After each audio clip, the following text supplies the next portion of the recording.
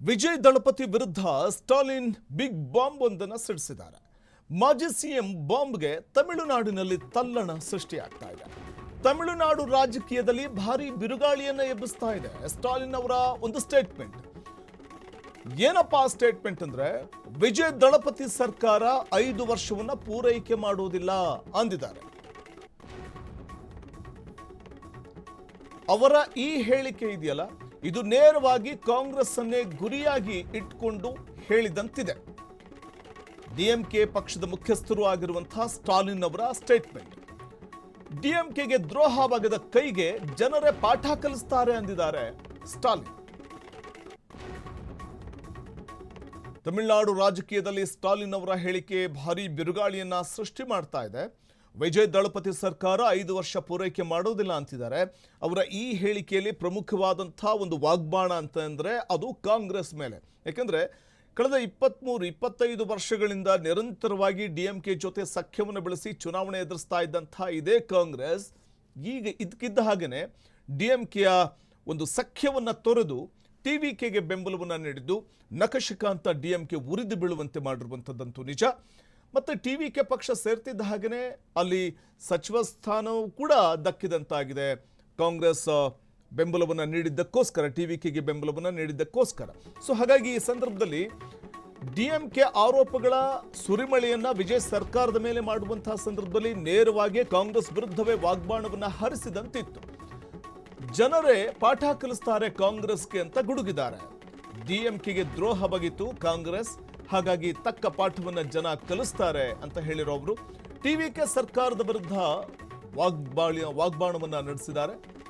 ಇದು sofa model ಸರ್ಕಾರ ಅಂತ ಇದೇ ವೇಳೆ ಉದಯನಿಧಿ ಕೂಡ ಲೇವಡಿ ಮಾಡಿದ್ದಾರೆ. ವಿರೋಧ ಪಕ್ಷದ ನಾಯಕ ಉದಯನಿಧಿ ಸ್ಟಾಲಿನ್ ಅವರ ಪುತ್ರ.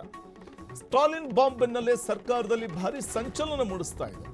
ವಿಜಯ್ ಸರ್ಕಾರದ ವಿರುದ್ಧ ಡಿಎಂಕೆ ಆರೋಪಗಳ ಸುರಿಮಳೆಗರಿತಾ ಇದೆ. ಮೈತ್ರಿ ಸರ್ಕಾರದ ವಿರುದ್ಧ ಡಿಎಂಕೆ ನಾಯಕರು ಗುಡುಕ್ತಾ ಇದ್ದಾರೆ. ಟಿವಿಕೆ ಒಂದು ಆಟಿಕೆಯ ಬೊಂಬೆ ಸರ್ಕಾರ ಅಂತ ಸ್ಟಾಲಿನ್ ಗುಡುಗಿದ್ದಾರೆ. 5 ವರ್ಷ ಪೂರೈಸೋದಿಲ್ಲ ಅಂತ ಕೂಡ ಹೇಳಿದ್ದಾರೆ.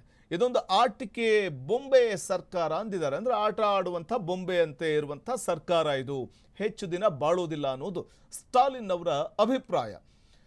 ದಳಪತಿ ಸರ್ಕಾರ 5 ವರ್ಷ ಪೂರೈಸುವುದಿಲ್ಲ ಅಂತ ಹೇಳಿದ್ದಾರೆ. ಡಿಎಂಕೆ ಪದಾಧಿಕಾರಿಗಳ ಸಭೆಯಲ್ಲಿ ಅವರು ಮಾತಾಡಿದ್ದಾರೆ ಸ್ಟಾಲಿನ್ ಅವರು.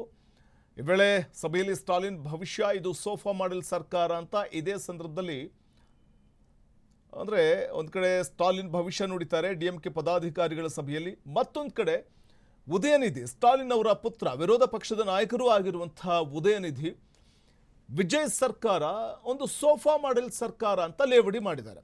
ಟಿವಿಕೆ ಆಡಳಿತವನ್ನ ಕಟುವಾಗಿ ಟೀಕಿಸಿರುವಂಥದ್ದು ಉದಯನಿಧಿ ಸ್ಟಾಲಿನ್ ಬಾಂಬ್ ಬೆನ್ನಲ್ಲೇ ಸರ್ಕಾರದಲ್ಲಂತೂ ಭಾರೀ ಸಂಚಲನಕ್ಕೆ ಎಡೆ ಮಾಡಿಕೊಡ್ತಾ ಇದೆ ಈ ಒಂದು ಹೇಳಿಕೆ. ಒಂದು ಕಡೆ ಅಪ್ಪ ಸ್ಟಾಲಿನ್ ಅವರು ಇದೊಂದು ಆಟಿಕೆ ಬೊಂಬೆಯ ಸರ್ಕಾರ ಅಂತ ವಿಜಯ್ ಸರ್ಕಾರದ ವಿರುದ್ಧ ಗುಡುಗಿದ್ರೆ, ಮತ್ತೊಂದು ಕಡೆ ಮಗ ವಿರೋಧ ಪಕ್ಷದ ನಾಯಕರು ಆಗಿರುವ ಉದಯನಿಧಿ ಇದೊಂದು ಸೋಫಾ ಸೆಟ್ ರೀತಿಯ ಒಂದು ಆಡಳಿತಾತ್ಮಕ ವಿಚಾರ ಅನ್ನುವಂಥದ್ದು, ಅಂದರೆ ಸೋಫಾ ಮಾಡೆಲ್ ರೀತಿಯ ಸರ್ಕಾರ ಇದು ಅನ್ನುವಂಥ ಒಂದು ವಾಗ್ಬಾಣವನ್ನು ಹರಿಸಿರುವಂಥದ್ದು ಉದಯನಿಧಿ.